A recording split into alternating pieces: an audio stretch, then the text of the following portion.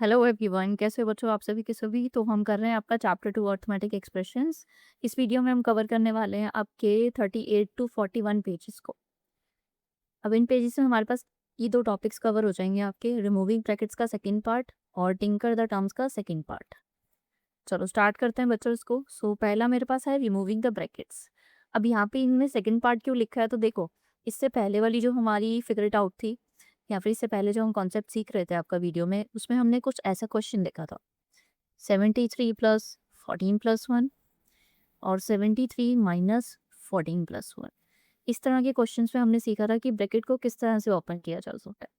जब हमारे पास बाहर पॉजिटिव का साइन होता है तो ब्रैकेट के अंदर के जो हमारी डिजिट्स होती हैं उनके साइन हमारे क्या होते हैं, वो चेंज नहीं होते कभी भी। और जब हमारे ब्रैकेट के बाहर नेगेटिव का साइन हो तो अंदर के जो साइन होते हैं वो रिवर्स हो जाते हैं। रिवर्स होने से मेरा मतलब है कि अगर वो पॉजिटिव का साइन होगा तो वो नेगेटिव बन जाएगा, और नेगेटिव का साइन होगा तो पॉजिटिव बन जाएगा। इस केस में यहाँ पे दोनों पॉजिटिव के थे, तो देखो दोनों पॉजिटिव के हो गए। ठीक है, जब मैंने ये ब्रैकेट को ओपन किया। ठीक है, तो ये हमारा टॉपिक था आपका रिमूविंग ब्रैकेट्स का फर्स्ट पार्ट। ठीक है, अब यहाँ पर नेक्स्ट हमें क्या सीखना है। यहाँ पर हमें कुछ इस तरह के क्वेश्चंस मिलने वाले हैं कि 73 मल्टीप्लाइड बाय 14 प्लस 1। अब आपको इसमें कुछ अलग दिख रहा है, क्या अलग है इसमें? यहाँ पर देखो, ये मल्टीप्लीकेशन का साइन है और यहाँ पर प्लस और माइनस का साइन है। ठीक है, सो अभी हमें इस कॉन्सेप्ट को समझना है कि इसे कैसे सॉल्व किया जाता है। ठीक है, तो चलो अब ये पेज नंबर 38 पे जो आपका एग्जाम्पल है इसको देखते हैं। इसमें हमारे पास दो बच्चे हैं, Lhamo and Norku went to a hotel, each of them ordered a vegetable cutlet and a rasgulla. ठीक है, दो बच्चे हैं, एक है हमारा लहामो और एक है मेरा नोरकू। ठीक है, इन दोनों ने क्या ऑर्डर किया? एक वेजिटेबल कटलेट ऑर्डर किया, वेजिटेबल कटलेट, एक ऑर्डर किया रसगुल्ला। इसने भी क्या किया? एक वेजिटेबल कटलेट ऑर्डर किया और एक ऑर्डर किया रसगुल्ला। अब वेजिटेबल कटलेट कॉस्ट 43 रुपीज़। ठीक है, वेजिटेबल कटलेट की कॉस्ट आ गई और rasgulla cost. Can write an expression for the amount they will have to pay as. ठीक है, अब हमें एक्सप्रेशन बताना है कि ये कैसे पे करे। अगर ईच ऑफ देम की निकाले कि ईच ऑफ देम कितना पे करेगा, ईच ऑफ देम पे करेगा हमारा 43 प्लस 24, क्योंकि एक रसगुल्ला और एक कटलेट की जो कॉस्ट है वो तो यही है। इतना ही ये पे करेगा लहामो और इतना ही पे करेगा हमारा नोरकू पे करेगा, है ना। यहाँ पे क्या लिखा है? As each of them had one vegetable cutlet and one rasgulla, each of their shares can be represented by this. ठीक है, अब कह रहे what about the total amount they have to pay, can it be described by the expression this. ठीक है, अच्छा तुम अगर नॉर्मली इस एक्सप्रेशन को सॉल्व करोगे तो क्या करोगे? तुम बोलोगे 43 प्लस 24, फिर उसके बाद है 43 प्लस 24, यही करोगे, है ना। तो वो कह रहा है कि क्या मैं इसको ऐसे ऐसे सॉल्व कर सकता हूँ कि 2 टाइम्स ऑफ 43 प्लस 24। पर इस केस में देखो, यहाँ पे पॉजिटिव का साइन है, टर्म्स को अलग कौन करता है? पॉजिटिव का साइन। तो एक टर्म ये हो गई और एक टर्म ये हो गई। इसका मतलब क्या है कि 2 टाइम्स ऑफ 43 मतलब वेजिटेबल कटलेट की कॉस्ट को डबल कर दिया और प्लस एक रसगुल्ले की कॉस्ट को ऐड कर दिया। तो ये तो मेरा गलत वे हो गया, ऐसे तो मैं नहीं कर सकती ना इसको show. No, it can not be describe by this. So मुझे क्या करना पड़ेगा? मुझे कोई ऐसा वे चाहिए जिसमें वेजिटेबल कटलेट और रसगुल्ले की कॉस्ट, दोनों की कॉस्ट जो हो जाए हमारी डबल हो जाए। तो उसके लिए मुझे क्या करना पड़ेगा? उसके लिए मुझे 2 टाइम्स ऑफ 43 प्लस 24 जो ये दिया है ना इन्होंने, इसमें मुझे ब्रैकेट पुट करना पड़ेगा यहाँ पर। और इस तरह से जब मैं सॉल्व करूँगी ना तो मेरा आंसर ठीक आएगा, क्योंकि इस केस में होगा क्या मेरे पास? इस केस में मेरे पास होगा कि 2 टाइम्स ऑफ 43 किया है मैंने, 2 को 43 से मल्टीप्लाई किया और फिर उसके बाद में 2 को 24 से भी मल्टीप्लाई किया है, कि 2 times of vegetable cutlet, 2 times of rasgulla.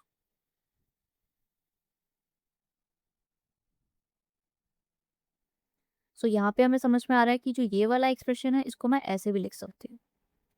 ठीक है ना, इस वे में तो ये गलत हो जाता, बट इस वे में ये एकदम करेक्ट हो रहा है। So this way you can know कि ये वाला जो हमारा तरीका था ये गलत था। और जैसे अगर कोई और क्वेश्चन भी आ जाए तुम्हारे पास, अगर तुम्हें कोई दे दे कि 3 टाइम्स 5 प्लस 6, ठीक है, तो तुम्हारा ब्रैकेट यहाँ पे लगा हुआ है, तो इसका मतलब क्या होगा बच्चा? तुम्हारा तुम्हारा मतलब होगा 3 मल्टीप्लाई बाय 5, 3 टाइम्स 5 और उसके बाद में 3 टाइम्स 6 प्लस करोगे तुम 3 टाइम्स 6, और इन दोनों केसेस में तुम्हारा आंसर सेम आएगा। आंसर सेम कैसे आएगा? तो देखो, 3 मल्टीप्लाइड बाय 5 प्लस 6 11 होता है, 11 3 ज़ा 33 यहाँ पे आंसर आ रहा है। अब इस केस में देखो, 5 3 ज़ा 15 प्लस 6 3 ज़ा 18, इन दोनों को प्लस करोगे तो आंसर क्या आएगा, 18 + 15 करो, यहाँ पे 13 हो जाएगा, देखो 33 आंसर आया। तो मतलब चाहे तुम दोनों की कॉस्ट को ऐड करके मल्टीप्लाई कर लो या फिर दोनों को अलग अलग मल्टीप्लाई कर लो, तुम्हारा आंसर क्या होगा, LHS तुम्हारी हमेशा इक्वल आएगी RHS की। सो ये था कॉन्सेप्ट जो कि हमें सिखाना चाहते हैं। इसको हम और क्या बोलते हैं, इसको हम डिस्ट्रीब्यूटिव प्रॉपर्टी में बोलते हैं, ठीक है ना। This is also called distributive property, distributive property, ठीक है ना, डिस्ट्रीब्यूटिव प्रॉपर्टी। अब इसके आगे ये क्या कह रहा है, if another friend Sangmu joins them and orders the same items what will be the expression for the total amount to be paid. अब सांगमू आ गया तो मतलब क्या हुआ, इस केस में मैं 2 से मल्टीप्लाई कर रही थी क्योंकि मेरे पास 2 बच्चे थे, 2 टाइम्स था। अब सांगमू आ गया तो 3 बच्चे हो जाएंगे, तो मतलब 3 टाइम्स ऑफ क्या हो जाएगा, 43 + 24, simple. So this will be the expression, और अमाउंट कितना होगा, 43 + 24 करेंगे तो 7 6, 67 का 3 टाइम्स करेंगे, 67 का 3 टाइम्स क्या होगा मेरे पास, 3 7 21, 6 18 19 20, 20 और रुपीस। इस केस में वो कितने पैसे देंगे, तीनों के तीनों मिलके 20 8 रुपीस देंगे। अच्छा यहाँ पे हमने कॉस्ट नहीं निकाली ना, इस पे कॉस्ट नहीं निकाल के बताई, तो इसमें भी आप कॉस्ट निकाल के दिखा दो, 2 टाइम्स ऑफ 67 रुपीज़ है यहाँ पे, तो ये क्या हो जाएगा, 134 रुपीज़, ठीक है। इनको सॉल्व करोगे तो 134 रुपीज़ आ जाएगा।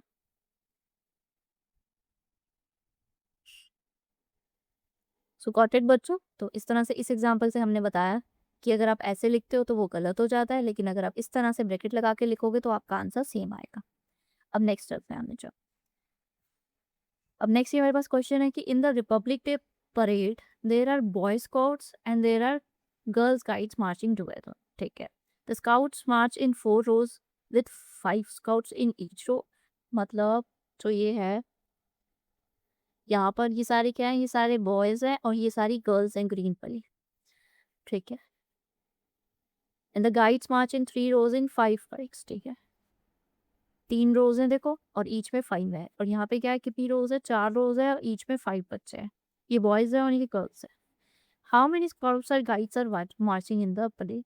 तो सिंपल है, सबसे पहले आप लिखोगे यहाँ पे, सबसे पहले निकाल लेते हैं कि नंबर ऑफ गर्ल्स कितने हैं मेरे पास, नंबर ऑफ गर्ल्स कितनी है मेरे पास, ये रही गर्ल्स, 3 रोज है, 5 बच्चे हैं एक रो में, तो हो जाएगा 3 × 5, ठीक है। और नंबर ऑफ बॉयज़ कितना होगा, नंबर ऑफ बॉयज़ होगा मेरे पास 4 बच्चे, एक रो में 5, तो 4 × 5 हो जाएगा। सो इस तरह से अगर इन दोनों को ऐड कर दिया जाए तो मेरे पास आ जाएगा आंसर। तो इसका एक्सप्रेशन क्या निकल के आएगा मेरे पास, 3 × 5 + 4 × 5, ये निकल के आएगा, राइट। अब हमने अभी देखा था, अभी क्या है हमारे पास, 5 × 3 और 5 × 4 है। अगर देखा जाए तो 5 × 3 और 5 × 4 है। पिछले क्वेश्चन में मेरे पास क्या था, 2 × 43 + 2 × 24, यही थी ना मेरे पास कॉस्ट जो थी। दोनों चीज़ों में क्या था, 2 टाइम्स ये हो रहा, 2 टाइम्स ये हो रहा था। अब इसको कैसे सॉल्व मैं कर सकती हूँ, तो देखो अगर मैं इसे ऐसे लिख दूँ तो 5 × 3 + 5 × 4, ठीक है।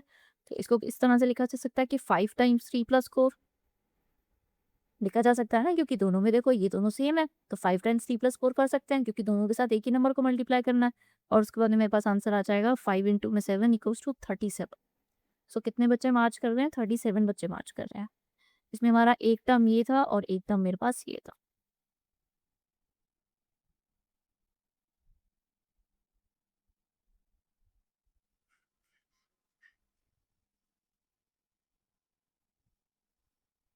5 7 से 35 होता है ना, तो यहाँ पे 35 टाइप बस, ठीक है ना।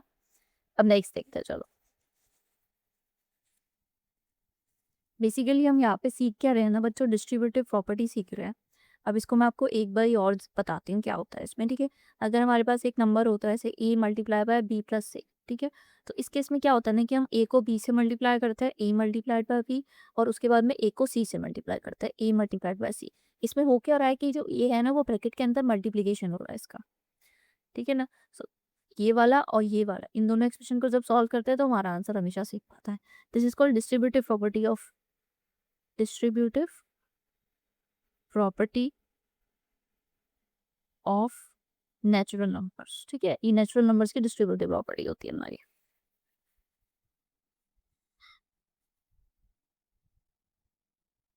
अब नेक्स्ट देखो यहाँ पे हमें क्या दिया गया है, ये कह रहा है कि 5 इंटू में 4 plus 3 can not be written as this, can you explain why? क्योंकि देखो 5 मल्टीप्लाइड बाय 4 प्लस 3 ये कह रहा है कि इक्वल नहीं है इसके।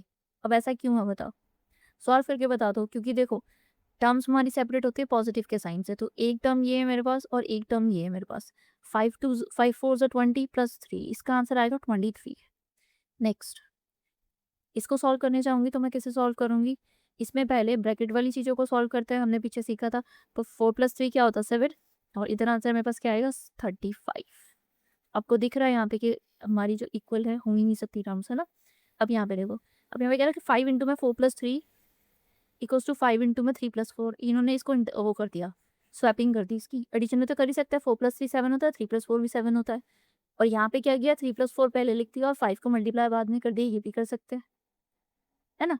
क्योंकि स्वैपिंग अलाउड है, हमारी एडिशन में आपस में अलाउड है, और हम मल्टीप्लिकेशन में भी कर सकते हैं, उसमें भी आंसर हमारा चेंज नहीं होगा। ठीक है, सो इसमें हम ये कर सकते हैं। अब नेक्स्ट क्या है ना, नेक्स्ट पेज पे हमें इसी का एक्सप्लेनेशन दिया गया है कुछ अलग तरीके से। ठीक है, तो जैसे एक क्वेश्चन है मेरे पास 10 इंटू में 98 प्लस 3 मल्टीप्लाइड बाय 98। अगर ये क्वेश्चन है तो इसका मतलब क्या है बच्चों, 10 टाइम्स 98। अगर 98 को मैं 10 टाइम्स लिखूँ यहाँ पे, ऐसे करके इसको 10 टाइम्स लिखेंगे यहाँ पे और फिर इसको बताएंगे, देखना। प्लस 98 कितनी बार हो गया बताओ, 2 4 2 6 7 8 9 10। फिर उसके बाद में क्या करेंगे, 98 को 3 टाइम्स और लिखेंगे। देखिए ना 3 टाइम्स, और यहाँ से लेकर के यहाँ तक क्या है मेरा, ये 10 टाइम्स है,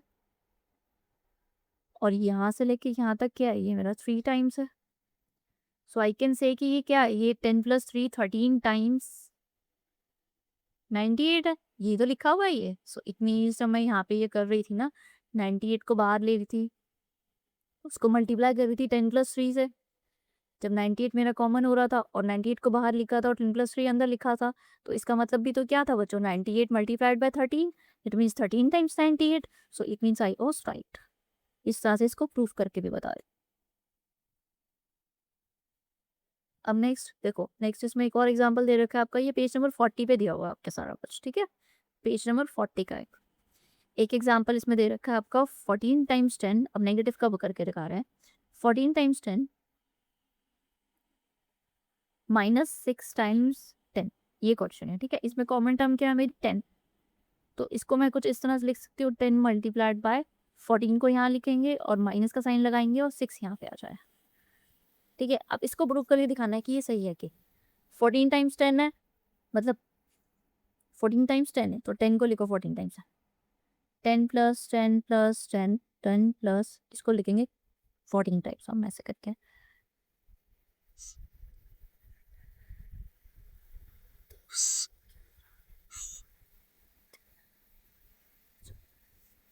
ये मैंने लिख दिया 14 टाइम्स। अब उसके बाद में क्या है, 6 टाइम्स 10 और लिखना है। ठीक है, 6 टाइम्स 10 और लिख लेते हैं। तो ये कितनी बार हो गया, 1 2 3 4 5 6 7 8 9 10 11 12 13 14। तो यहाँ से लेकर के यहाँ तक मेरा क्या हो गया, 14 टाइम्स हो गया। और यहाँ से लेकर के 1 2 3 1 2 3 6 टाइम्स हो गया, राइट। तो 14 टाइम्स 10 में से 6 टाइम्स 10 हो गया। ओ एक मिनट, इसमें तो मुझे माइनस करना है ना। तो 14 टाइम्स लिखने के बाद में हम क्या करेंगे ना, इसका कुछ काम नहीं है यहाँ पे। 14 टाइम्स लिखने के बाद मुझे 6 टाइम्स 10 माइनस करना है, तो इसी में से 10 6 10 को हटा दोगे आप, 3 4 5 6 6 टाइम्स को माइनस कर दिया, तो मेरे पास आंसर क्या आया, 1 2 3 4 5 6 7 8। इसमें आंसर आया कि 8 टाइम्स 10 आंसर आ गया मेरे पास, ये आंसर आया। अब इधर देखो, जब मैं ऐसे लिख रही थी तो इसमें भी तो आंसर यही था कि 10 इंटू में 8 times 10, so it means I was right. ठीक है, इट मीन्स जो हमारी ये डिस्ट्रीब्यूटिव प्रॉपर्टी है वो राइट है ना। डिस्ट्रीब्यूटिव प्रॉपर्टी क्या कह रही है, वो कह रही है कि अगर कोई भी दो नंबर ऐसे मल्टीप्लाइकेशन हो रहा है और बीच में पॉजिटिव या नेगेटिव का कोई भी साइन है आपके पास, तो जो कॉमन नंबर है आपका, ये दो टर्म्स होती हैं आपके पास, एक टर्म ये होती है और एक टर्म ये होती है। ठीक है, इन दोनों टर्म्स में से अगर आप कॉमन वाले टर्म को बाहर लिखो, बीच में मल्टीप्लीकेशन का साइन लगाओ, यहाँ पे लिखो 14, बीच में लगाओ कि नेगेटिव का साइन, और यहाँ पर जो टर्म बच गई थी उसे यहाँ लिख दो। और इस तरह से जब तुम सॉल्व करोगे तो तुम्हारा आंसर सेम आए। किससे सेम आएगा? जब तुम इसे खोल के सॉल्व करोगे। 140 माइनस 60 भी करोगे तब भी तुम्हें 80 ही आंसर मिलेगा। ठीक है, बीच में साइन नेगेटिव का भी हो सकता है, बीच में साइड पॉजिटिव का भी हो सकता है, दोनों साइड हो सकता है।